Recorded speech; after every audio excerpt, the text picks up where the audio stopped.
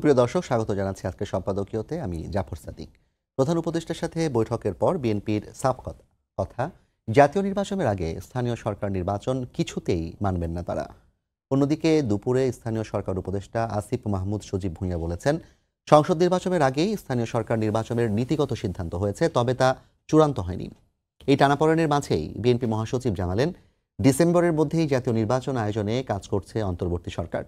এ সময় দেশে সাম্প্রতিক বিশৃঙ্খলার দায় সরকার এড়াতে পারে না বলেও মন্তব্য করেন তিনি। নির্বাচন নিয়ে উত্তপ্ত রাজনীতির মাঠে এখন প্রশ্ন, সামনের দিনগুলোতে আসলে কি হতে যাচ্ছে। প্রাসঙ্গিক নানা বিষয় নিয়ে আজকের সম্পাদকীয় ডিসেম্বরে নির্বাচন। আর এ নিয়ে আলোচনার জন্য স্টুডিওতে উপস্থিত আছেন MA আজিজ, প্রধান সম্পাদক দ্য ফাইন্যান্সিয়াল পোস্ট, এবং সারোয়ার তুষার, যুগ্ম আহ্বায়ক, জাতীয় নাগরিক কমিটি। দর্শক, আপনারাও এই আলোচনায় অংশ নিতে পারেন। এই জন্য আপনাদের ফোন করতে হবে টেলিভিশনে দেখানো নম্বরে। এছাড়া ফেসবুকের মাধ্যমে আপনাদের মন্তব্য পাঠাতে পারেন। আলোচনার শুরুতেই জানিয়ে দেব এখনকার প্রধান শিরোনামগুলো। ডিসেম্বরের মধ্যে জাতীয় নির্বাচন আয়োজনে কাজ করছে অন্তর্বর্তী সরকার। প্রধান উপদেষ্টার সঙ্গে বৈঠক শেষে মির্জা ফখরুল, সব দল একমত হলে আপত্তি নেই জানালেন প্রেস সচিব।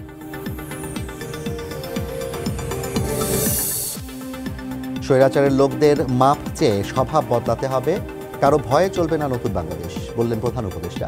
পিটাপিটি না করে সুবিচার নিশ্চিতে সময় দেওয়ার আহ্বান। আওয়ামী লীগের নামে রাজনীতি করতে দেওয়া হবে না, আইনের মাধ্যমে দাঁড় করানো হবে কাঠগড়ায়, জানালেন উপদেষ্টা। দল নয়, ছাত্রদের স্বার্থে ডাকসু রাজনীতির আহ্বান হাসনাতের।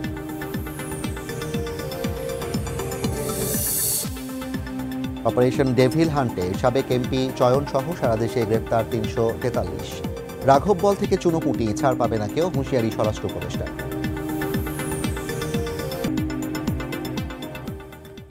আমরা আলোচনার শুরুতেই যেতে চাই সারোয়ার তুষার আপনার কাছে। বিষয়টি যেহেতু নির্বাচন কেন্দ্রিক এবং আপনি জাতীয় নাগরিক কমিটির যুগ্ম আহ্বায়ক, এই মাসে আপনাদের রাজনৈতিক দল ঘোষণার কথাও আছে। আমরা যেটা দেখেছি, নাগরিক কমিটি, বৈষম্য বিরোধী ছাত্র আন্দোলন, তারা আসলে পূর্ণ সংস্কার কিংবা একটা যৌক্তিক সংস্কার করে তারপর নির্বাচন চায়, এবং তারা একই সাথে স্থানীয় সরকার নির্বাচন আগে চায়। আজকে প্রধান উপদেষ্টার সাথে বিএনপি মহাসচিব সহ তারা 3 জন একটা প্রতিনিধি দল বৈঠক করেছেন, এবং তারপর তারা বের হয়ে বলেছেন যে তারা কিছুতেই স্থানীয় সরকার নির্বাচনের মানবেন না জাতীয় নির্বাচনের আগে, এবং ডিসেম্বরের মধ্যেই নির্বাচন হবে বলে উপদেষ্টা এবং উপদেষ্টা মণ্ডলী তাদেরকে জানিয়েছেন। এই মর্মেও তারা মন্তব্য করেছেন, আমাদেরকে জানিয়েছেন। এ বিষয়ে আপনাদের অবস্থান কি? আসলে আপনাকে ধন্যবাদ। আপনি যেটা বলেছেন, আমাদের অবস্থানটা ছিল যে এখনও আছে যে স্থানীয় সরকার নির্বাচনটা আগে হওয়া দরকার। কারণ হচ্ছে যে স্থানীয় প্রশাসনে একটা শূন্যতা বিরাজ করছে এই মুহূর্তে, জনপ্রতিনিধিদের হাতে ক্ষমতা যাওয়া উচিত। পাশাপাশি এই নির্বাচন কমিশনের সক্ষমতা কতটুকু সেটাও যাচাই করা দরকার। এই কারণে আমরা বলেছিলাম যে পাইলট প্রজেক্ট হিসেবে কয়েকটা জায়গায় অন্তত স্থানীয় সরকার নির্বাচন হওয়া উচিত। এবং আপনি দেখবেন, আমাদের কাছে কিছু জরিপ আমরা দেখেছি পার্বত্য চট্টগ্রাম সহ অন্যান্য আরও কয়েকটা জায়গায়, যে সেখানে 60% মানুষ, 80% মানুষ তারা বলেছে স্থানীয় সরকার নির্বাচনটা তারা এই মুহূর্তে চায়। পাশাপাশি আরও একটা ব্যাপার হচ্ছে যে আপনার জাতীয় নির্বাচন যদি দলীয় সরকারের অধীনে না হয়, তাহলে স্থানীয় সরকার নির্বাচন কেন দলীয় সরকারের অধীনে হবে? এখানে অনেকগুলো বিষয় আছে, যেমন প্রতীকের প্রশ্ন আছে। আমরা বলেছি যে দলীয় প্রতীকের অধীনে নির্বাচন না হোক। এই অনেকগুলো প্রশ্ন আছে যেগুলো অ্যাড্রেস হওয়া দরকার। এই কারণে সকল স্থানীয় সরকার নির্বাচন আপনি এখনই করতে পারবেন না, কিন্তু কিছু স্থানীয় সরকার নির্বাচন দিয়ে এই নির্বাচন কমিশনকে একটা পরীক্ষা করা দরকার। কারণ এই নির্বাচন কমিশন কিন্তু এখনও 2022 সালের পুরনো আইনে পরিচালিত হচ্ছে, যেটা কিনা তখন বিএনপিও বিরোধিতা করেছিল, কমিশনের নিয়োগ আইন যেটা আর কি। তো এই বিষয়গুলোর কারণে আমাদের কথা ছিল যে স্থানীয় সরকার নির্বাচনটা দেওয়া হোক, অন্তত কিছু দেওয়া হোক, যাতে করে আমরা দেখতে পারি যে নির্বাচন কমিশনের ব্যাপারটা কি। এইটা একটা। আর দ্বিতীয়ত হচ্ছে, আপনি যেটা জাতীয় নির্বাচনের প্রশ্নে বলেছেন, আমরা ডিসেম্বর কি জুলাই এভাবে বলি নাই। আমরা বলেছি যে সংস্কারগুলো হতে হবে, মানে যে সংস্কারগুলো মানে কমিশনের রিপোর্টগুলো আছে, যেমন মেজর সংস্কার কমিশন অন্তত আছে 6টা। এই 6টা কমিশনের রিপোর্ট যেগুলো এসেছে, এই রিপোর্টগুলোর থেকে একটা কম্বিনেশন করে একটা চার্টার করার কথা বলেছিলেন ডক্টর ইউনূস, এবং সেই চার্টারগুলো নিয়ে সকল দলের সাথে কথা হবে। তারপর তারা বলেছেন যে স্বল্পমেয়াদী, মধ্যমেয়াদী, দীর্ঘমেয়াদী 3টা মেয়াদে এই সংস্কারগুলো হবে, এবং তারপর ইলেকশন হবে। এবং এইটা কিন্তু মানে এমন না যে ইলেকশনটা 2040 সালে চলে যাচ্ছে, মানে এটা ওই 2026-এর জুনের মধ্যে যে টাইম ফ্রেমটা দিয়েছে সরকার, তার মধ্যেই। কিন্তু যখন এই প্রশ্নগুলোকে বাদ দিয়ে ডিসেম্বরের মধ্যেই নির্বাচন দিতে হবে, আদারওয়াইজ বিএনপি বাধা দেবে। বিএনপির এই ল্যাঙ্গুয়েজগুলো কিন্তু এরকম যে বিএনপি আজকেও আমি দেখলাম বলেছেন তারা যে আমরা বাধা দেব যদি অন্যরকম কোনো কিছু হয়। তার মানে বিএনপি তার দলীয় এজেন্ডা, দলীয় স্বার্থটার ক্ষেত্রে জাতীয় স্বার্থে যে কাজগুলো হওয়া দরকার সেটাতে এক ধরনের চাপ প্রয়োগ করে সেদিকে সবাইকে নিতে চাচ্ছে। তারা সবচেয়ে বড় দল হিসেবে এটা কিন্তু আমি মনে করি যে দায়িত্বশীল আচরণ তারা করছেন না। এই সংস্কারগুলো, যেমন ধরুন একটা বিষয় আছে যে আপনি কি, যেমন বিএনপিরই আছে 62 দফা সংবিধান প্রস্তাব, সংস্কার প্রস্তাব। তো এই সংবিধান সংস্কারগুলো আপনি কোথায় করবেন? বিএনপির 31 দফার মধ্যে আছে দ্বিকক্ষের আইডিয়া আছে। তো এখন তো আমাদের এই সংবিধানে তো দ্বিকক্ষের আইডিয়া নাই। না। তাহলে আপনি কিভাবে এই সংবিধানের অধীনে নির্বাচনে গিয়ে দ্বিকক্ষ কিভাবে আনবেন? কিংবা যে 100 সংরক্ষিত এখন যে নতুন নারীদের যে আসনের কথা বলা হয়েছে, এই কারণে সংবিধান সংস্কার করাটা কিভাবে করবে, কারা করবে, এটা একটা খুব গুরুত্বপূর্ণ প্রশ্ন। সেই কারণে আমরা বলেছিলাম যে এটা আপনি গণপরিষদ নির্বাচনের মধ্য দিয়ে করেন, সেটা আপনি ডিসেম্বরের মধ্যেই করেন, অসুবিধা নেই। অর্থাৎ এমন একটা নির্বাচন যে নির্বাচনের মধ্য দিয়ে যারা নির্বাচিত হবেন তারা প্রথমে গিয়ে গণপরিষদকে সংবিধানটা আগে সংস্কার করবেন কিংবা সংশোধন করবেন, যাই করবেন, তারপরে ওইটা শেষ হলে ওইটা নিজেদেরকে তারা আইনসভা হিসেবে ঘোষণা দেবে। এই হচ্ছে আমরা এভাবে বলেছিলাম। কিন্তু আমাদের যেটা দেখতে পাচ্ছি, বিএনপি এই সংবিধানের অধীনেই একটা সংসদ নির্বাচন চায়, অর্থাৎ তারা সংস্কারগুলোকে কিন্তু আসলে করতে চায় না। এবং এখন একটা কথা হচ্ছে, তারা বলছে যে নির্বাচিত সরকার ছাড়া সংস্কার হবে না। এটা কিন্তু কথাটা কিন্তু ঠিক না। দুটো কারণে ঠিক না। একটা হচ্ছে ঐতিহাসিক কারণে ঠিক না, আর একটা হচ্ছে পদ্ধতিগত কারণে ঠিক না। ঐতিহাসিক কারণে ঠিক না যে আপনি যদি 3 জোটের রূপরেখার কথা আপনার মনে আছে নিশ্চয়ই, 3 জোটের রূপরেখা কিন্তু সবার আগে ভায়োলেট করেছে বিএনপি। তারপর হচ্ছে 29টা টাস্ক ফোর্স হয়েছিল শাহাবুদ্দিন সরকারের আমলে সংস্কারের উদ্দেশ্যে, একটা সংস্কারও বিএনপি করে নাই। এই ঐতিহাসিক অভিজ্ঞতা কিন্তু আমাদের আছে। দ্বিতীয় প্রশ্নটা হচ্ছে পদ্ধতিগত, যে আপনি নির্বাচনের উদ্দেশ্যে কিন্তু সকল সংস্কার হচ্ছে না।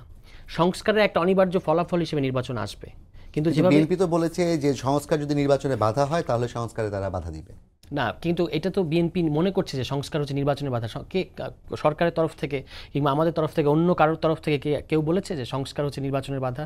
সংস্কার শেষে নির্বাচন হবে, এটা প্রত্যেকেই বলছে। যৌক্তিক সময় নির্বাচন হবে এবং সেই টাইমলাইনটা তো আমাদের কাছে আছে 2026-এর জুনের মধ্যে সর্বোচ্চ। জি, তুষার আপনার কাছে আসবো। আমি একটু আজিজ আপনার কাছে যেতে চাই, জনাব এম এ আজিজ। সারোয়ার তুষার কয়েকটি প্রসঙ্গ অবতারণা ঘটালেন, তার মধ্যে একটি হচ্ছে যে যেই সংবিধানের অধীনে যদি নির্বাচন হয় তাহলে সংবিধান সংস্কারের যে প্রস্তাবগুলো, সেই প্রস্তাবগুলোর প্রেক্ষিতে যে ধরনের সরকার দেখার কথা ছিল সেই সরকার দেখা সম্ভব কিনা আদৌ, এবং গণপরিষদ নির্বাচন করাটা আসলে উচিত নাকি জাতীয় নির্বাচন স্বাভাবিকভাবে বিএনপি কিংবা অন্যান্য রাজনৈতিক দল যেভাবে চাচ্ছে সেভাবেই করা প্রয়োজন? দেখেন, তুষার সাহেবের কথা উত্তর দিতে গেলে তাহলে তো আমাকে অনেক ব্যাকে যেতে হয়। আমি তো বলবো এই সরকারের ম্যান্ডেটই নাই সংস্কার করার।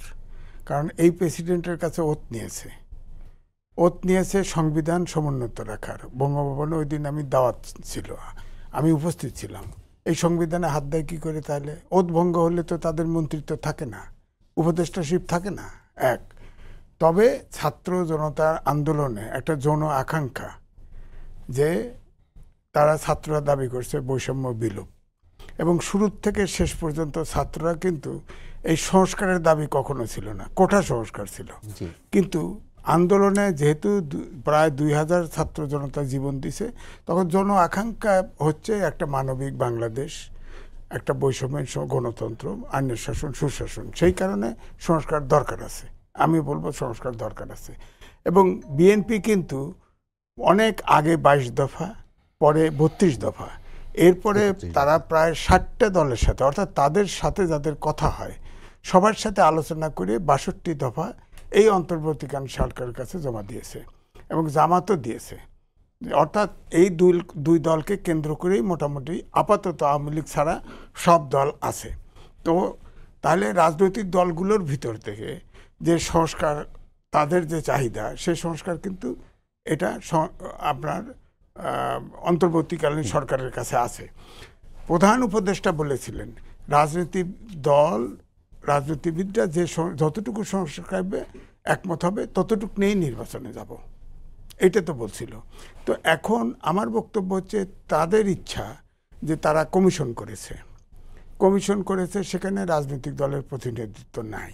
তাহলে কমিশনগুলো রিপোর্ট দিয়েছে, রিপোর্ট নিয়ে বসুক, এবং বিএনপি এবং জামাতে ইসলামের সেটা নিয়ে তো বসার কথা 15ই ফেব্রুয়ারি। আজকে প্রেস সচিব বলেছেন যে 15ই ফেব্রুয়ারি। হ্যাঁ, আমি ওইটাই বলতেছি, বসে এক এক করে পড়তে থাকুক, যেটা একমত হবে সেটা নিয়ে ইলেকশনে যাবে, ওনার কথাই থাকবে।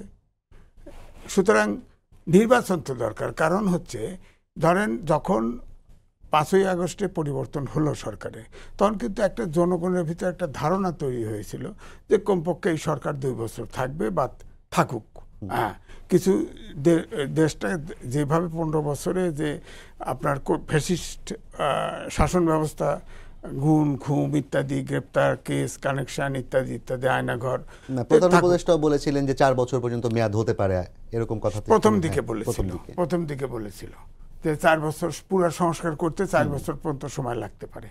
কিন্তু আমার কথা হচ্ছে যে শুরুতে যে আস্থার গ্যাপ হলো, অর্থাৎ রাজনৈতিক দলগুলোকে কিন্তু অন্তর্বর্তীকালীন সরকার আমাদের চোখে মনে হয়েছে দৃষ্টিতে অ্যাভয়েড করা শুরু করলো, যে তারা সংস্কারটা যদি রাজনৈতিক দলের যারা ছাত্র রাজনৈতিক দল সবাই মিলে এই আন্দোলনটা করেছে, তো সেখানে সবাইকে কনফিডেন্সে নিয়ে, অর্থাৎ সবার সাথে নিয়ে সবার প্রতিনিধি নিয়ে যদি সংস্কার কমিশনটা করা হতো, তাহলে কিন্তু রাজনৈতিক দলগুলোরও কমিটমেন্ট থাকতো এবং এটা সহজে হতো।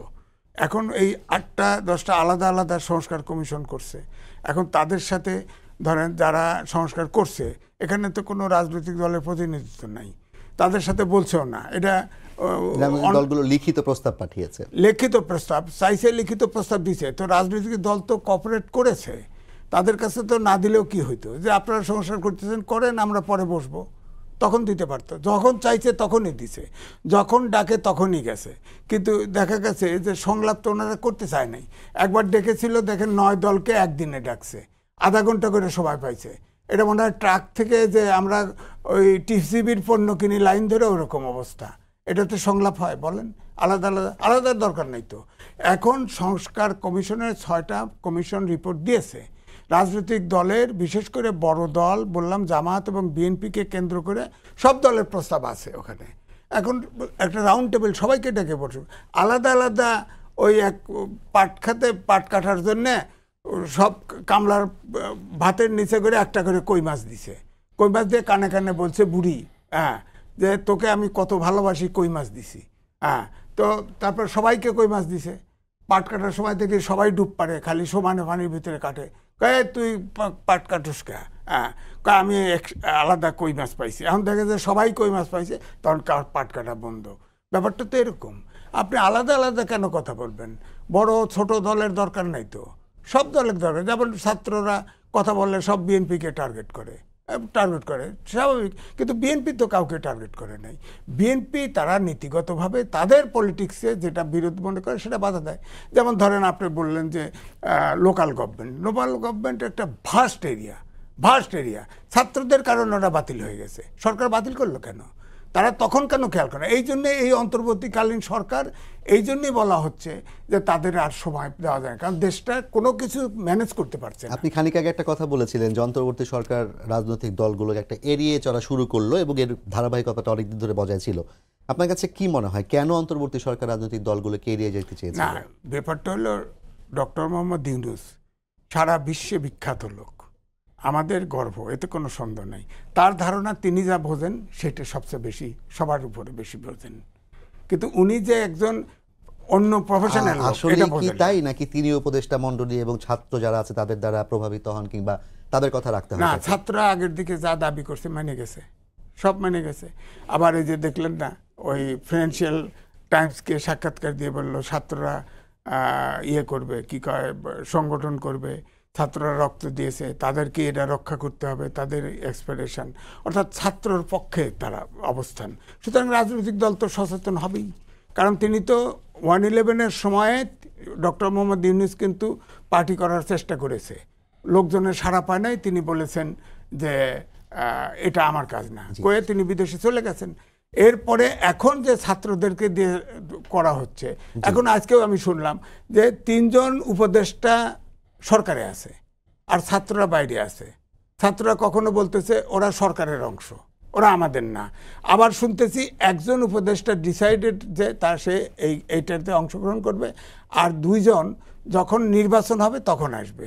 অর্থাৎ চেয়ারের মায়া ছাড়তে পারতেছে না, অর্থাৎ সরকারের সুবিধা যত আছে সব নিয়ে করবে। এটা কি চেয়ারের মায়া নাকি সরকারের ভেতরে থেকে সরকার পরিচালনায় তাদের ভূমিকা রাখার চেষ্টা?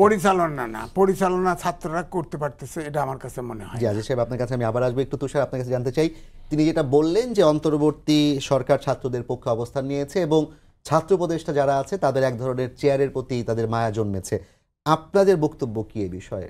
এবং আপনাদের যে অবস্থান এটাও কিন্তু আসলে সবার কাছে পরিষ্কার না। একই সাথে বৈষম্য বিরোধী একদিকে নাগরিক কমিটি, আবার ছাত্র উপদেষ্টা, সব মিলিয়ে মানুষের মধ্যে এক ধরনের ধোঁয়াশা আছে যে কারা আসলে ছাত্রদের প্রতিনিধিত্ব করছে, কোন জোটটা কিংবা কোন গোষ্ঠীটা? আচ্ছা, থ্যাংক ইউ। আমি মনে করি যে মানুষের মধ্যে কোনো ধোঁয়াশা নাই। প্রথম কথা হচ্ছে যে কারা ছাত্রদের প্রতিনিধিত্ব করছে। অবশ্যই বৈষম্য বিরোধী ছাত্র আন্দোলন ছাত্রদের প্রতিনিধিত্ব করছে। যে তিনজনকে আমরা সরকারে দেখতে পাচ্ছি তারা গণ অভ্যুত্থানের প্রতিনিধিত্ব করছে, ছাত্রদের না। কারণ তারা যদি এই গভর্নমেন্টে না যেত তাহলে এই গভর্নমেন্টের কোনো লেজিটিমেসি থাকতো না। আর দ্বিতীয় কথা হচ্ছে যে আপনি যেটা প্রশ্ন করেছিলেন যে আপনার দ্বিতীয় প্রশ্নটা ছিল যে ছাত্রদের পক্ষে সরকারের এক ধরনের অবস্থান। না, আমি এটা কিন্তু বাস্তবতা কিন্তু পুরোপুরি উল্টো। আমরা গত কয়েকটা ইস্যুতে দেখেছি প্রোক্লেমেশন, সংবিধান, রাষ্ট্রপতি, এগুলো ইস্যুতে বিএনপি যা বলেছে সরকার তা শুনেছে, ছাত্রদের কথা সরকার শোনে নাই। এটা বরং ছাত্রদের রাজনীতিটা হচ্ছে ব্যবস্থা পরিবর্তনের রাজনীতি। সরকার বিএনপি সহ রাজনৈতিক দলগুলো যেটা বলছে সরকার সেই কথাই বলছে। শুরুর দিকে ডক্টর ইউনূস বলতেন যে আমি ছাত্রদের দ্বারা নিয়োগপ্রাপ্ত, পরবর্তী কিন্তু তিনি বলা শুরু করেছেন যে রাজনৈতিক দলগুলো যা চাইবে আমি সেটা করবো, আর রাজনৈতিক দল না চাইলে আমরা করবো না। এটা একেবারে সিগনিফিক্যান্ট চেঞ্জ আমরা দেখতে পাচ্ছি।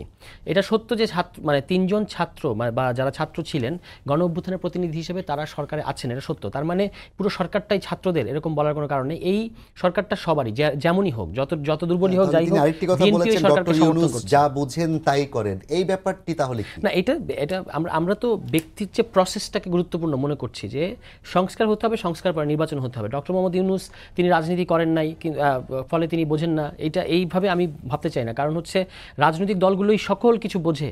যদি সেটা সত্যি হতো তাহলে বাংলাদেশে তো এত বড় বড় ফ্যাসিবাদ, এত বড় বড় স্বৈরতান্ত্রিক ব্যবস্থা কিংবা লগি বৈঠার মতো 111 এইসব আসতো না। তো এগুলো তো এসেছে আমরা রাজনৈতিক দলগুলো পিসফুল ট্রানজিশনটা কীভাবে হবে, ক্ষমতার মিনিমাম যেটা একটা রাষ্ট্রে মিনিমাম, আপনি আমি দুটো রাজনৈতিক দল, আমাদের মধ্যে শান্তিপূর্ণ উপায়ে ক্ষমতা হস্তান্তরের একটা পদ্ধতি থাকতে হবে, অ্যাগ্রিমেন্ট থাকতে হবে। এটাতে আমরা ঐক্যমতে আসতে পারিনি গত 53 বছরে। এই কারণে দেশে 111 হচ্ছে, দেশে এই যে ফ্যাসিবাদ এসেছে, এখন এই যে গণ অভ্যুত্থান করতে হলো। ফলে রাজনৈতিক দলগুলো সকল কিছু বুঝে আছে এবং তাদের হাতে সকল কিছু দিয়ে দিতে হবে। এটা তো আমরা দেখেছি দিয়ে কি হয়েছে। এবং ছাত্ররাও এর আগে বাংলাদেশে বারবার ইতিহাসে, এখন ধরেন ছাত্ররা 3 জন সরকারে গেছে, এটা অনেকেরই সহ্য হচ্ছে না, বোঝা যাচ্ছে, কিন্তু ইতিহাস তো বলতেছে যে বাংলাদেশের সকল গুরুত্বপূর্ণ পরিবর্তনের ক্ষেত্রে ছাত্ররা নেতৃত্ব দিয়েছে। দেওয়ার পরে তারা কিন্তু তাদের কাজে ফেরত গেছে, পড়াশোনা এবং অন্যান্য কাজে। কিন্তু পরবর্তীতে কি হয়েছে, রাজনৈতিক দলগুলো ক্ষমতায় এসে কোনো ধরনের পরিবর্তন করেছে? 3 জোটের উপর হলো না কেন? এই জবাব কি রাজনৈতিক দলগুলো দিয়েছে? যে এরশাদকে আপনি পতন ঘটালেন, সেই এরশাদ কিভাবে আবার মৃত্যুর আগদিন পর্যন্ত রাজনীতিতে বহাল থাকতে পারলো? এবং 91 সালের প্রথম নির্বাচনেই এরশাদ 35টা আসন পেল। এই জিনিসগুলো কিন্তু রাজনৈতিক দলগুলোর কাছ থেকে আমরা কোনো উত্তর পাই নাই। ফলে দেশের পরিবর্তনের ক্ষেত্রে, সংবিধান পরিবর্তনের ক্ষেত্রে দলের দোষ নাকি এই দেশের মানুষ যারা ভোট দিয়েছে? আপনি যে নির্বাচনে এরশাদের ভোটের আসনের কথা বললেন, নাকি এই দেশের মানুষের চরিত্র কিংবা চারিত্রিক বৈশিষ্ট্য? না, বাংলাদেশের যদি সবচেয়ে অগ্রসর, এখানে অনেকগুলো পক্ষের মধ্যে সিভিল সোসাইটি, রাজনৈতিক দল, আমলাতন্ত্র, জনগণ, এরকম আমরা যদি ছাত্র শক্তি পক্ষ করি, সবচেয়ে অগ্রসর পক্ষ আসলে জনগণ। কারণ তারাই বারবার ইতিহাসের, আপনি দেখুন গত জানুয়ারিতেই তো বিএনপির নেতৃত্বে নির্দলীয় নিরপেক্ষ সরকারের অধীনে নির্বাচনের দাবিতে আন্দোলন ছিল। সেই আন্দোলন তো বিএনপি সফল করতে পারে নাই। তারপর জুলাইয়ে জনগণ কিন্তু নেমে এই সরকারের পতন ঘটিয়েছে। ফলে সবচেয়ে অগ্রসর জনগণকে দোষ দিয়ে লাভ নেই। রাজনৈতিক দলগুলো ডেলিভার করতে পারে নাই। প্রত্যেকটা ঐতিহাসিক পরিবর্তনের পরে, এই 5 আগস্টের পরেও এত বড় ঘটনা ছাত্র এবং জনতা ঘটালো। পরের রোডম্যাপটা যেখানে নিয়ে যাওয়া দরকার, সেটা নিয়ে যাওয়ার ক্ষেত্রে রাজনৈতিক দলগুলো কি করেছে? নির্বাচনের দাবি জানানো ছাড়া রাজনৈতিক দলগুলো কি করেছে? কিচ্ছু করেনি। আমরা দেখতে পাচ্ছি তারা শুধু নির্বাচন এবং এক ধরনের থ্রেটেনিং ল্যাঙ্গুয়েজ, যে বাধা দেবো আমরা। এইটা তো রাজনৈতিক দলগুলোর তো বক্তব্য তাদেরকে কিছু করার জন্য আসলে আহ্বান করা যাচ্ছে না, যেটা কিনা না, এটা ঠিক না। আহ্বান করা যাচ্ছে। আমরা তো দেখতে পাচ্ছি উল্টোটা। প্রত্যেকটা জিনিসে রাজনৈতিক দলগুলোই গিয়ে সরকারকে বলছে এটা করতে হবে। আজকেও তার প্রমাণ, আজকেও তারা ওইভাবেই কথা বলেছে, বাধা দেবো আমরা। তারা বলেছে 5 আগস্টের মতো দরকার হলে আবার অভ্যুত্থান করতে হবে, আন্দোলন করতে হবে। তার মানে বলতে যাচ্ছে 5 আগস্টের আগের বাংলাদেশ আর এখনকার বাংলাদেশ একই রকম আছে। তো 5 আগস্টের আগের কী ধরনের বাংলাদেশ আমরা ছিলাম সেটা তো আমরা জানি। সো এই সমস্ত দিক বিবেচনায় আমরা মনে করি যে সংস্কারে যেটুকু মিনিমাম সংস্কার ঠিক করা হয়েছে, এটুকু না করতে দেয়া। আপনি শ্রীলঙ্কায় দেখেন, শ্রীলঙ্কায় গণ অভ্যুত্থানের পরে নতুন সরকার আসতে 2 বছর সময়। এই 2 বছর সময় আমরা দিতে চাইবো না, এটা, এবং চাপ প্রয়োগ করে নির্বাচনের দিকে যাব, সকল কিছু আগের মতো থাকবে, আবারও জনগণ রক্ত দেবে। এইটা তো রাজনৈতিক দলগুলোর এরকম দাবি জানানো উচিত না। তাদের উচিত সংস্কারগুলো করলে তাদেরই উপকার হবে। কিভাবে উপকার হবে? এখন যদি আপনি এই বিদ্যমান ব্যবস্থার রেখে নির্বাচনে যান, আপনি নিশ্চিত থাকেন বিএনপি যদি নির্বাচনে যেতে বিএনপি অভ্যুত্থানের মুখে পড়বে। এবং অভ্যুত্থানের মুখে পড়লে এখন যে আজকে আপনি নাহিদ ইসলামের মুখে শুনলেন যে আওয়ামী লীগের কিন্তু রাজনীতিতে কামব্যাক করার সুযোগ নাই, বিএনপিরও কিন্তু একই অবস্থা হবে। ফলে এই যে ব্যবস্থার সংস্কার, এটা করলে বিএনপি লাভবান হবে, যে তারা যদি এমনকি বিরোধী দলে থাকে তারা রাজনীতিতে থাকতে পারবে। আমরা ওইটার কথা বলছি যে আপনি ভাই সরকারে থাকেন আর বিরোধী দলে থাকেন, রাজনীতিতে থাকেন। বড় ভয়ের জায়গাটা এখানেই। বিএনপি তো ক্ষমতার স্বপ্ন দেখে। তাদেরকে আপনার মন্তব্য কিংবা অনেকের মাঝে শুনি আমরা যে বিএনপি বিরোধী দলে থাকলেও তার লাভ হবে, তাহলে বিএনপির না বিরুদ্ধে না এই মুহূর্তে বিএনপি যদি এবারে নির্বাচনে জনগণ যদি বিএনপি ভোট দেয় বিএনপি যাবে, কিন্তু আমরা বলছি যে যদি ব্যবস্থার পরিবর্তন না করেন তাহলে নির্বাচন আবারও লিঙ্গারিং করা কিংবা নির্বাচন না দেওয়ার এরকম ঘটনা ঘটতে পারে, তখন আবারও অভ্যুত্থান করতে হতে পারে। এই কারণে এই পরের নির্বাচনে যদি জনগণ বিএনপিকে বিরোধী দলে রাখে, বিএনপি অন্তত রাজনীতিতে থাকবে। কিন্তু যদি অভ্যুত্থান আবার করতে হয় তাহলে যার বিরুদ্ধে সেটা করতে হবে, এমনকি আমাদের বিরুদ্ধে যদি করতে হয় আমাদের কিন্তু রাজনীতি থাকবে না। এই কারণে আমরা বলছি যে সেটেলমেন্ট এমন হওয়া উচিত যে আপনি সরকারে থাকেন কি বিরোধী দলে থাকেন, আপনি রাজনীতিতে থাকেন, কিন্তু যদি ব্যবস্থা পরিবর্তন না করে আপনি মানে সরকারে থাকেন এবং তখন আবার জেনজির পরে জেন আলফা যদি এসে একটা অভ্যুত্থান করে, তখন কিন্তু যার বিরুদ্ধে অভ্যুত্থান হবে তার রাজনীতি করাটা কঠিন হবে। এই বাস্তবতা বোঝা উচিত। পরিস্থিতিতে আসলে আপনারা যেহেতু নাগরিক কমিটির পক্ষ থেকে আপনি এসছেন, প্রতিনিধিত্ব করছেন এবং আপনি একই সাথে গণ অভ্যুত্থানের প্রতিনিধিত্ব করেন, এই পরিস্থিতিতে বিএনপি যদি নির্বাচন ডিসেম্বরের মধ্যে চায় এবং নির্বাচন হয়ে যায়, সংস্কারগুলো ঠিকঠাকভাবে না হয়, তাহলে আসলে আপনাদের করণীয় কি কিংবা আপনারা কি করবেন? সংকটগুলো কিন্তু থাকবে, সংকটগুলো থাকবে। সেই সংকটগুলো আমাদেরকে কোথায় নিয়ে যাবে এটা আমরা এখনই বলতে পারছি না। তবে যে দাবিগুলো সমাজে উঠেছে এই দাবিগুলো কিন্তু ভ্যালিড থেকে যাবে, কারণ মানে সংস্কারের প্রস্তাবগুলো আপনার সামনে আছে, এগুলোকে তো আমরা রাজনৈতিক ইস্যু করব, এবং এগুলো যখন রাজনৈতিক ইস্যু হবে তখন এগুলো না মানলে গণ আন্দোলন হবে বা জনগণ যেটার পক্ষে থাকবে জনগণ আবারও তখন রাস্তায় নামবে, কারণ সংকটটা ঘনীভূত হবে আপনি যদি এই সমাধানটা শেষ না করেন। ফলে এটা বিএনপির জন্যই ভালো যে একটা মিনিমাম সংস্কার শেষে তারা যদি সরকারে যায় তাহলে তারা দেশটা শান্তিতে চালাতে পারবে। জি, ধন্যবাদ আপনাকে জনাব ইমে আজিজ। আপনার কাছে একটু জানতে চাই যে বিএনপি কি এই যে সংকট যেটার কথা তুষার বললেন যে থেকে যাবে সংস্কার না হলে, এটা কি বিএনপি বুঝে নাকি তারা বোঝার পরও রিস্কটা নিতে চায়? না, দেখেন, যতগুলি রাজনৈতিক দল আছে ছাত্ররা সহ বিএনপি প্রথম সংস্কার প্রস্তাব দিয়েছে এবং তারা এটা বই আকারে পুস্তিকা আকারে করেছে। এটা এই আন্দোলনের পরে তৈরি করে দেয় নাই, এটা 22 সালের জানুয়ারিতে আগেই করেছে। সুতরাং তারা তো এই প্রস্তাব অঙ্গীকারবদ্ধ জনগণের কাছে। এবং এখন যে সংস্কার প্রস্তাবগুলি করছে, প্রচার কনসেপ্ট কথা বলছি না, টুকটাক ব্যতিক্রম ছাড়া সব ইস্যুই আছে। এই যে দুইটা হাউস, প্রেসিডেন্ট প্রধানমন্ত্রীর ক্ষমতা আলাদা করা, দুইবারের বেশি নির্বাচন না করা, এমনকি যিনি প্রধানমন্ত্রী হবেন তিনি দলের প্রধান হবেন না, এসব সংস্কার কিন্তু বিএনপির ভিতরেই আছে। কিন্তু এটা তো জমা দেওয়া হয়েছে, এটা তো আমলেই নেয় নাই, এই সরকার আমলেই নেয় নাই। তো তুষার সাহেবের যে কথাবার্তা তাতে কিন্তু সাংঘাতিক প্রেশারের কথা। উনি বলছেন গণ অভ্যুত্থানের প্রতিনিধি 3 জন আছে, অর্থাৎ ওনারাই একমাত্র গণ অভ্যুত্থানে সংস্কার সমস্যাটা ওখান থেকে তৈরি হয়েছে। কারণ এই যে বিএনপি 17 বছর বিরোধী দল, তখনকার বিরোধী দল 17 বছর আন্দোলন করলো, আয়নাঘর হয়েছে। আয়নাঘর তো গণ অভ্যুত্থানের পরে হয় নাই, আগে হয়েছে। গুম হয়েছে, খুন হয়েছে, মামলা হয়েছে, এতে একটা ক্ষেত্র তৈরি হয়েছে। ছাত্ররা সামনে আসছে। 52 সাল থেকে সবসময় ছাত্ররা অগ্রভাগে ছিল। কোনো ছাত্র কিন্তু সরকারের অংশীদারিত্ব নেয় নাই। কোনো ছাত্র রাজনীতিরা, কোনো ছাত্র রাজনৈতিক দল কেউ বিতর্কিত হয় নাই। কিন্তু এখনকার ছাত্ররা অলরেডি বিতর্কিত হয়েছে এবং এরা একমাত্র পার্টি করতেছে এবং ক্ষমতা দখলের আকাঙ্ক্ষা তৈরি হয়ে গেছে। আপনার সবচাইতে বড় কথা আমার, যেটা আমি আগেও বলি, যে ধরেন এখন এই যে আন্দোলন হচ্ছে, এখানে স্কুলের ছাত্র থেকে ইউনিভার্সিটির ছাত্র আপনার এই আন্দোলনে ছিল। এরা কিন্তু পড়াশোনার ব্যাপারে আগ্রহ কম, তারা কিন্তু রাষ্ট্র চালানোর ব্যাপারে আগ্রহ। এই যে জেনারেশন গ্যাপ 6 বছরে 7 বছরে হবে, এটা দূর করবেন কিভাবে? বিজ্ঞানের যুগে, যেখানে অটোমেশনের যুগে দেশটা তো একদম ফাঁকা ইয়েতে পড়ে যাবে। তো 1.5 কোটি লোক বিদেশে থাকে, এরা তো সব কেউ নেবে না, 10 বছর পরে কেউ নেবে না। আমি লিখেছি কারণ এখন রোবট থেকে শুরু করে অনেক প্রযুক্তি মানুষকে রিপ্লেস করতেছে, কিন্তু আমাদের শিক্ষা ব্যবস্থা নাই, খালি সার্টিফিকেট দিয়ে যাচ্ছে। হ্যাঁ, এই শিক্ষা ব্যবস্থা, এটার ব্যাপারে কোনো সংস্কার প্রস্তাবও নাই। আপনি বলেন, কোনো দলেরও নাই, সংস্কার প্রস্তাবও নাই। এখন যে বিজ্ঞানমুখী শিক্ষা হওয়া দরকার, হ্যাঁ, সব সাবজেক্টই থাকবে, তবে এই বর্তমান অটোমেশনের যুগে যে শিক্ষা ব্যবস্থা সাজানো হবে, এটা নেই। এক হচ্ছে শিক্ষামুখী হচ্ছে না ছাত্ররা, অর্থাৎ এই জেনারেশন গ্যাপ হবে 6 বছরের। 2 হচ্ছে ছাত্রদেরকে ক্ষমতার মোহ দেখানো হয়েছে। এখন ছাত্ররা V8 গাড়িতে চড়ে, এখন হেলিকপ্টারে চড়ে, এখন ময়লার খাল উদ্বোধন করতে রেড কার্পেটে ওঠে। এগুলো এগুলো কি? না, যাদেরকে ছাত্র বলছেন তারা তো আসলে আর কেউ শিক্ষার্থী নাই এখন, তারা না শিক্ষা জীবন শেষ শিক্ষার্থী করেছে। নাই, উপদেষ্টা আছে। উপদেষ্টা হিসেবে আছে। ছাত্র উপদেষ্টা, জি। ওনারা তো গণ অভ্যুত্থানের প্রতিনিধি। গণ অভ্যুত্থানের প্রতিনিধি ওনারাই, প্রফেসর ইউনূসও বলেছে তারা রক্ত দিয়েছে এবং তাদের রক্ত তারাই রক্ষা করতে পারে লক্ষ্য। তো তিনজনের কাহিনী তো আমি বুঝতে, আরেকজন উপদেষ্টা আছেন, ওনার কোনো প্রোটোকল নাই, কোনো দায়িত্বে নাই, উনি সরকার আছেন আর কি, মানে মন্ত্রীর মর্যাদা নিয়ে উনি আছেন। হ্যাঁ, তো উনি মিনিস্ট্রি চালায় না কেন? এতগুলো লোক, মাত্র 21টা লোক, আর উনি আর একটা মিনিস্ট্রি চালায় না কেন? তো অর্থাৎ ওনাদের যেটা সুবিধা সেটাই করতেছে। সুতরাং ছাত্ররা ইতিমধ্যেই, আমি বলছি যে হতে পারে তারা ভালো বোঝে, কিন্তু জনমনে যথেষ্ট বিতর্কিত হয়ে গেছে। এবং আপনি আবার বলতেছি, তুষার সামনে আছে, আমি বলতেছি লাস্ট 18 সালের নির্বাচনে আওয়ামী লীগ আমি ডামি নির্বাচনের সময় 3টা কিংস পার্টি বড় বড় নেতা দিয়ে তৈরি করছিল, একটারও জামানত থাকে। তৃণমূল বিএনপিও ছিল সেখানে, আবুল কালাম।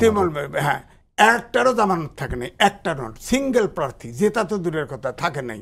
তো সুতরাং এগুলো মাথায় রাখতে হবে যে দেশ ইচ্ছা করলেই ছাত্ররা যেসব ইতিমধ্যে বিতর্ক তৈরি করেছে, এই যে ধরেন এই সামনে এই যে শ্রীলঙ্কার উদাহরণ দিল, শ্রীলঙ্কায় আপনার ডেভিড হান্ট লাগে নাই। আমাদের দেশে সরকার ছিল না 5 তারিখ থেকে, 5-এ পরিবর্তনের পরে 8 তারিখে সরকার ওত নাই, তো 8 তারিখ তো বসতে পারে নাই, ধরেন আরও 2-4 দিন সময় লাগছে। তাহলে 5 তারিখ থেকে প্রায় 10 দিন এই দেশে কোনো সরকার ছিল না। আপনার সাধারণ জনগণ কোনো জায়গায় কারো কোনো বাড়ির রেট হয়েছে, ভাঙছে, কারো বাড়িতে ডাকাতি সেই হয়েছে, সময়টা চুরি কিন্তু হয়েছে? ছাত্ররাই মূলত প্রোটোকলটা দিয়েছে পুরো দেশে। সবাই দিছে, এই সবাই, জায়গায় পার্থক্য। হ্যাঁ সবাই ঠিক আছে, কিন্তু অফিশিয়ালি যদি জায়গায় আপনি বলেন তাহলে কিন্তু ছাত্রদেরই আমরা প্রধানত দেখেছিলাম যে তারাই ভাই অভ্যুত্থানের সাথে আমার যুক্ত যারা মুখ ছিলেন। করেন না, আমাদের চোখ কান আছে। পুলিশ ফাঁড়িতে অস্ত্র লুট করছে, গাড়ি করে আগুন দিছে কে? ইন্ডিয়ার লোক এসে দিছে? শ্রীলঙ্কার লোক এসে দিছে? কারা দিছে? সে অস্ত্র কোথায়? এই প্রশ্নটাই আমি তুষার আপনার কাছে করতে চাই। তিনি যে প্রসঙ্গটির অবতারণা করলেন, বেশ কয়েকটি গুরুত্বপূর্ণ প্রসঙ্গ। একটা হচ্ছে ছাত্ররা বিতর্কিত হচ্ছে, একটা হচ্ছে ক্ষমতা দখলের জন্য পার্টি গঠন করছেন, এবং সবচেয়ে শেষে তিনি যেটি বললেন যে সেই সময়টায় পুলিশ ফাঁড়িতে আগুন দিয়ে অস্ত্র কারা লুট করেছে। আচ্ছা, প্রথম কথাটা হচ্ছে ছাত্ররা বিতর্কিত হচ্ছে কিনা। ছাত্ররা ব্যক্তিগতভাবে কে কী করছে সেটা ইম্পর্টেন্ট না, অ্যাজ এ হোল ছাত্রদের ব্যাপারে এখনও সমাজে আমি দেখতে পাচ্ছি বিভিন্ন জরিপ এই কথাটা বলছে যে, আজকেও আমি এরকম টেলিভিশনে একটা দেখলাম যে ছাত্ররা রাজনৈতিক দল হয়ে আসুক, এটা জনগণ চায়, এবং জনগণের কাছে তারা যাচ্ছে মূলত এই কারণে। কিংস পার্টি যে ইতিহাস, মানে বারবার কিংস পার্টি আমরা একটা শব্দ হিসেবে ব্যবহার করে একটা ছুড়ে দিলাম, এটা আসলে দায়িত্বশীল হলো না। কিংস পার্টি ইতিহাসটা আমাদের জানা আছে। এই সরকারের যে ফরমেশন, সেখানে থেকে এরকম এটা বিভিন্ন মানে পরস্পর বিরোধী ইন্টারেস্ট গ্রুপের দ্বারা গঠিত একটা সরকার। এই সরকারের পক্ষে কোনো কিংস পার্টি গঠন করা সম্ভব না। আর যাদের এত বিপুল জনভিত্তি আছে সরকার, মানে যে ছাত্রদের, তাদের কিংস পার্টি গঠন করা দরকার নেই। কিংস পার্টি ইতিহাস আমরা 70-এর দশকে কিংস পার্টি কীভাবে গঠিত হয়েছে, 75-এ কীভাবে কিংস পার্টি গঠিত হয়েছে আমরা জানি। ফলে কিংস পার্টি বলে মানে ছাত্রদের একটা রাজনৈতিক উদ্যোগকে মানে বাধাগ্রস্ত করাটা ঠিক হবে না। বরং আমরা দেখতে পাচ্ছি তারা রাজনৈতিক দল করার জন্য জনগণের কাছে যাচ্ছে। তারা যদি কিংস পার্টি হতো, তাহলে তারা একটা সংবাদ সম্মেলন করে বলে দিত আমরা কিংস পার্টি, এবং মানে আমরা একটা রাজনৈতিক দল। একটা বিষয় একটু পরিষ্কার হতে চাই, তারা এবং আমরার মধ্যে কি কোনো পার্থক্য আছে? নাগরিক কমিটি এবং যে ছাত্রের কথা তারা বলছেন, বলতে, যেহেতু আমাদেরকেও জনগণের ওভারঅল ইমপ্রেশনটা হচ্ছে যে আমরা ছাত্রদের দ্বারা লেজিটিমাইজড, মানে ওই অর্থে আর কি, তারা মিলেই বলতেছি যে মানে ছাত্র তরুণরা আর কি, আমরা এইভাবে বলি। তো এইটার তারা রাজনৈতিক দল করছে এই কারণে যে বাংলাদেশে এর আগে ছাত্র যারা বড় ঘটনা ঘটিয়েছে তারা এভাবে রাজনৈতিকভাবে ঐক্যবদ্ধ হওয়ার চেষ্টা করেনি, তারা হতে চাচ্ছে। এটা খুব পজিটিভ একটা ঘটনা, আমাদের এটাতে মানে তাদেরকে অ্যাপ্রিসিয়েট করা উচিত। তারপর তারা যদি রাজনৈতিক দল করার পরে সঠিক ট্র্যাকে না থাকে, তারা যদি ভুল কোনো কাজ করে, সেটা সমালোচনা হবে, তাতে তো কোনো দোষ নাই। কিন্তু হওয়ার আগেই বিএনপি, মানে ভাই বললেন যে বিএনপি তো তার নীতিতে অটল থেকেছে, কিন্তু সেটা তো সবসময় জনগণের পক্ষে আসছে না। এবং এই রাজনৈতিক দল, ছাত্রদের রাজনৈতিক দলকে সবচেয়ে বেশি বিতর্কিত করার চেষ্টা করেছে বিএনপি, কিংস পার্টির কথা বলে, -2 কথা বলে, যে -2 ষড়যন্ত্র হচ্ছে, আমরা মেনে নেব না। এখন আপনি খেয়াল করে দেখেন, যখন আপনি -2 বলেন, তখন আপনি ধরে নেন যে আওয়ামী লীগের সাথে একটা অন্যায় হয়েছে। আওয়ামী লীগ -1, এখন একটা -2 হচ্ছে, কিন্তু আওয়ামী লীগের সাথে কোনো অন্যায় হয়েছে বাংলাদেশে? আওয়ামী লীগ বাংলাদেশের সর্ববৃহৎ বা সবচেয়ে তীব্র গণ অভ্যুত্থানের মধ্যে দিয়ে পতিত বা পরাজিত একটা দল। তো আপনি যখন বলেন যে -2 মানে তো আমাদের মাথায় 111, যখন যখন একটা বিরাজনৈতিক প্রক্রিয়া চলছিল। আর এখন কিন্তু আওয়ামী লীগ যে বিরাজনৈতিক অবস্থাটা রাখছিল দেশের মধ্যে, যে কোনো রাজনীতি আপনি করতে পারবেন না, রাজনীতির বাতাবরণে একটা বিরাজনৈতিক পরিবেশ, ওইটা থেকে মুক্তি হওয়ার জন্য গণঅভ্যুত্থান ঘটেছে। এবং দেখেন বাংলাদেশে মানে গত 15 বছর ইতিহাসে বিএনপি সবচেয়ে ভালো সময় কাটাচ্ছে। কিভাবে? বিএনপি এখন সবচেয়ে বেশি রাজনীতি করতে পারছে, তার তৃণমূলের সংগঠন গোছাতে পারছে, নির্বাচনের দাবি জানাতে পারছে। আমরা প্রকাশ্যে কিন্তু সকল রাজনৈতিক দল তার রাজনৈতিক প্রক্রিয়াগুলো সবচেয়ে বেশি করতে পারছে। এরকম একটা পরিস্থিতিকে -2 পরিস্থিতি বলা যায় না। ফলে ওই মানে অ্যানালজিটা ভুল হয় আর কি। আর আপনার কিন্তু বিএনপির যে মামলাগুলো তারা বলে প্রায় 60,000 মামলা, সেগুলো তোলার ক্ষেত্রে কোনো ধরনের ভূমিকা রাখা হয় না? মামলাগুলো মামলার মতো চলছে, মামলাগুলো মামলার মতো চলছে। আর আমাদের প্রশাসন তো আগের মতো আছে, প্রশাসন তো পুরোপুরি বদলায় নাই। এই কারণে অনেক মামলা বাণিজ্যও হচ্ছে এবং মানে ভুয়া মামলা দেওয়া হচ্ছে। আমি এরকম অনেকগুলো ঘটনার কথা আমি নিজে জানি, শ্রীমঙ্গলের কিংবা অন্যান্য জায়গায়, সেখানে ওই মামলা বাণিজ্যগুলোর সাথে কিন্তু বিএনপির নাম জড়িত হয়ে মানে খবর পাওয়া যাচ্ছে। আরেকটা প্রশ্ন যেটা করেছিলাম যে আজিজ ভাই যেটা বললেন যে ছাত্ররা রাজনৈতিক দল গঠন করে ক্ষমতা দখলের স্বপ্ন দেখছে এবং একসাথে পড়ালেখা থেকে তারা সরে গেছে। রাজনৈতিক দল করা এবং রাজনৈতিক দল করে বৈধ উপায়ে ক্ষমতায় যেতে চাও, এটা কোনো অপরাধ না। পড়ালেখার কি হবে? তারা কি পড়ালেখা ছেড়ে দিয়ে রাজনৈতিক দল করবে? ছাত্ররা পড়ালেখা করবে ছাত্রদের মধ্যে, কিন্তু ছাত্রদের মধ্যে যদি একটা অংশ মানে ছাত্র তরুণরা, যেমন আমি তো ছাত্র না, কিন্তু তারা ওই অভ্যুত্থানের লেগেসিটা নিয়ে কেউ যদি রাজনৈতিক দল করতে চায়, ছাত্র তরুণরা, তাহলে এটাতে পড়ালেখার খুব ক্ষতি হবে আমি মনে করি না। বরং তারা দেশ পুনর্গঠনে তাদের যে একটা চিন্তা আছে, তাদের একটা ভাবনা আছে, সেটা তারা বলতে পারবে পড়ালেখার পাশাপাশি। কারণ পড়ালেখায় যদি শেষ কথা হতো তাহলে তো ছাত্ররা এতগুলো আন্দোলন করতে হতো না। ছাত্রদের কেন বারবার আন্দোলন করতে হয় বাংলাদেশে? রাজনৈতিক দলগুলো তো বাংলাদেশে কোনো আন্দোলন, কোনো একটা বড় সংকটে রাজনৈতিক দলগুলো বাংলাদেশকে উদ্ধার করেছে এরকম একটা নজির নাই। প্রত্যেকটা বার ছাত্রদেরকে এগিয়ে আসতে হয়েছে। ফলে ছাত্ররা এখন মনে করছে যে আমাদের যে এই যে আমরা রক্ত দিই বারবার, সেটা ব্যর্থ হয়। মানে আপনি ওই কি ওনার নাম কি, মানে নূর হোসেনের পরে এখন আবু সাইদকে রক্ত দিতে হয়েছে, এরকম যেন আরও না দিতে হয়, সেটার জন্য ছাত্ররা একটা ঐক্যবদ্ধ হতে চাচ্ছে। এটাতে মানে এটাকে ঘোলাটে করাটা উচিত হবে না। যে আমাদের সময় একদমই কম, আপনার কাছে আরেকবার আমি আসবো, তবে তার আগে একটু আজিজ ভাই আপনার কাছে আমি জানতে চাই, ছাত্ররা যে রাজনৈতিক দল গঠন করছে, বিদ্যমান রাজনৈতিক পরিস্থিতিতে একটা বিকল্প রাজনৈতিক শক্তির প্রয়োজন আছে কিনা, এবং যদি প্রয়োজন থাকে তাহলে সেটা আসলে কিভাবে গড়ে ওঠা সম্ভব? না দেখেন, ছাত্র যদি প্রশ্ন আসেন, আমার বয়সের তুলনায় আমি পিতা, আমি মনে করি ছাত্ররা পড়াশোনা ফার্স্ট। ছাত্র প্রথম ফার্স্ট পড়াশোনা। যদি কেউ মাস্টার্স পড়ে থাকে সে পিএইচডি করুক, সে রিসার্চ করুক প্রয়োজনে। রাজনীতি কিন্তু ভ্যাকুয়াম তৈরি।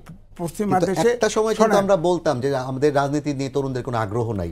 না, আই হেট পলিটিক্স প্রজন্মকে আমরা কিন্তু এই আন্দোলনে আগ্রহ তৈরি হয়েছে, তার জন্য আগ্রহ তৈরি হয়েছে, তারা তৈরি করুক, কিন্তু সমস্যা নাই। কিন্তু এখন দেখা গেছে যে ইনোসেন্ট ছাত্র সব নিয়ে সরকার চালানো ব্যস্ত। পড়াশোনার কি হবে? দেশটা চলবে কিভাবে? দেশটা চলবে কিভাবে? আমার বক্তব্য ওই জায়গা। আমি তো সিনিয়র সিটিজেন, আমি তো ভবিষ্যৎ দেশ দেখতে চাই। আমরা মরে যাব, কিন্তু আমাদের দেশটা চলবে কিভাবে? ধরেন 6 বছরে যদি জেনারেশন গ্যাপ হয়ে যায়, দেশটা চলবে কিভাবে বলেন? দেখেন আমাদের বাংলাদেশের কিন্তু রোবট কিন্তু অলরেডি গার্মেন্টসে শুরু হয়ে গেছে। বিশ্বের কাছে আমি উদাহরণ দিতে পারি, কয়েক দেশে গেছি, যে সব দেশে কিন্তু আপনার এই যে ধরেন এই যে আমাদের দেশের লোকজন সব তো ম্যাক্সিমাম তো আপনার মানে এই অর্ডিনারি কাজ করে, এগুলো কোনো কাজে নেয় না, খামাখা হাতে পায়ে ধরে ধরে সরকার বিদেশে পাঠিয়ে দেয়। এগুলোর কোনো দরকার নেই, আগামী 10 বছর পরে একজনও নেবে না। তো এটা কী হবে? এই জন্যই আমি বলছি যে শিক্ষাটাকে তো গুরুত্ব দিতে হবে। তো এখন ছাত্ররা যদি এইভাবে মাথার ভিতরে ওইভাবে ঢুকে যায় যে না এখন সরকার চালাবে ছাত্ররা, তো জেনারেশন দেশটা চলবে কার উপরে করে? শিক্ষা তো একটা বড় ব্যাপার। রাজনীতির চাইতেও বিজ্ঞানের যুগে এখন শিক্ষা সবচেয়ে গুরুত্বপূর্ণ, 1 নম্বর দাবি। আমি ব্যক্তিগতভাবে সায়েন্সের খুব কম লোক পলিটিক্স করে, হ্যাঁ, আমার ব্যক্তিগত ওপিনিয়ন হচ্ছে এখন রাজনীতির চাইতেও বিজ্ঞান অনেক বেশি গুরুত্বপূর্ণ। রাজনীতি একটু দুর্বল হলেও চলবে, কিন্তু শিক্ষাকে অ্যাভয়েড করে দেশ আগায় নেওয়া আর সম্ভব না। কিন্তু রাজনীতিবিদরা যদি সঠিকভাবে দেশ পরিচালনা না করে, সেই ক্ষেত্রে আসলে পড়ালেখা করেই বা কি না, করবে? সমস্যা ওই জায়গায় হয়েছে। সমস্যা হয়েছে যে একটা ছাত্র জনতার বিপ্লবে 2000 লোক জীবন দিল, এই সরকারের 6 মাস পার দিল, হ্যাঁ, একটা সেক্টর শৃঙ্খলা আনতে পারছে? এই সরকারের যে সমর্থন ছিল একমাত্র ফ্যাসিস্ট আওয়ামী লীগ ছাড়া এ দেশের সব রাজনৈতিক দল ব্যক্তি সবাই সমর্থন দিয়েছে, কিন্তু এই সরকার তো দেশটাকে ডিসিপ্লিন আনতে পারবে না। আজকেও শেষ করি আরেকটা শেষ করি। আজকে যে বললো বিএনপির প্রতিনিধি দল, আপনার কাছে কি ক্লিয়ার হয়েছে ডিসেম্বরে নির্বাচন হবেই না? অর্থাৎ এই যে ধোঁয়াশা রাখা, তার মানেই তো ওই যে 111 ফখরুল ইসলাম আলমগীর 6 মাস আগে বলছিল যে গণতন্ত্র চাই, মাইনাস প্রেস সচিবের সন্ধ্যার বক্তব্য ছিল যদি সব রাজনৈতিক দল একমত হয়, সবাই চায়, তাহলে নির্বাচন ডিসেম্বরের মধ্যেই হবে। স্যার তুষার, আপনার কাছে আমি সর্বশেষ জানতে চাই, যদি ডিসেম্বরে নির্বাচন হয় সেটাকে আপনারা স্বাগত জানাবেন কিনা, কিংবা সেটা মেনে নিতে আপনারা প্রস্তুত আছেন কিনা? আমি শুরুতেই বলেছি যে নির্বাচন আমরা বলি নাই যে অমুক সময় হতে হবে, আমরা বলেছি এই টাস্কগুলো সারতে হবে। তো নির্বাচন হোক ডিসেম্বরে, আমাদের সেটা নিয়ে সমস্যা নেই, কিন্তু সংস্কারগুলো হচ্ছে কিনা এটা ইম্পর্টেন্ট। আর নির্বাচন সংস্কার হাফ ডান রেখে কিংবা হাফ ডান, ওই যে স্বল্পমেয়াদী, মধ্যমেয়াদী, দীর্ঘমেয়াদীর মধ্যে সংবিধানটা কারা সংস্কার করবে, এটা হচ্ছে খুব ভাইটাল পদ্ধতিগত প্রশ্ন। এটাকে আপনি এড়িয়ে যেতে পারবেন না। মানে শুধুমাত্র নির্বাচিত সংসদের ভেতরে গিয়ে সংবিধান যেটা করা যায় সেটাকে বলে সংশোধনী, যেটা পরবর্তী আরেক সংবিধান আরেক সংসদ এসে সেটাকে বাতিল করতে পারে। ঠিক আছে, সেই কারণে এই প্রশ্নগুলোতে পদ্ধতিগত জিনিসগুলো আগে ঠিক করতে হবে। এর মধ্যে আপনি নির্বাচন দেন, কিন্তু সেটা গণপরিষদ নির্বাচন হোক, এটা আমরা বলেছি।